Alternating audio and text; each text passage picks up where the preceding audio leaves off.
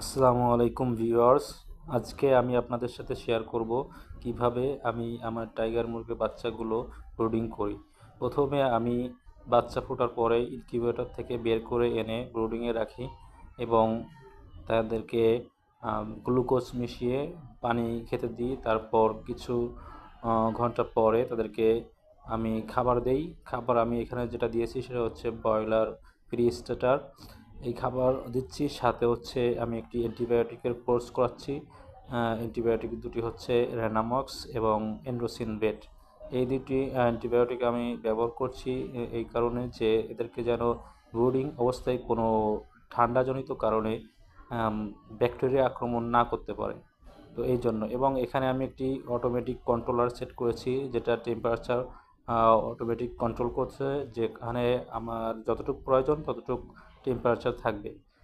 এবং সাথে এদেরকে অবশ্যই আপনার খেয়াল রাখতে হবে যাতে কোনো রকম ঠান্ডা না লেগে যায়, কারণ আপনার এই ব্রুডিং সময়টা হচ্ছে সবথেকে ইম্পর্টেন্ট আপনার জন্য।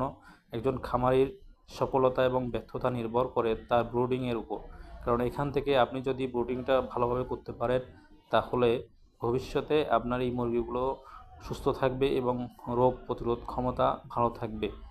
তো এখানে যদি আপনার বাচ্চাগুলোকে যদি আপনি ঠিকভাবে ব্রুডিং না করতে পারেন তাহলে পরবর্তীতে লসের সম্ভাবনা বেড়ে যায় এবং বাচ্চা মৃত্যুর হার বেড়ে যায়। তো আমার এই বাচ্চাগুলো যথেষ্ট সুস্থ আছে, তারপরেও আমি একটি অ্যান্টিবায়োটিকের কোর্স করাচ্ছি যেন তারা সুস্থ থাকে এবং ভবিষ্যতে যেন কোনো রকম কোনো ব্যাকটেরিয়া আক্রমণ না করতে পারে।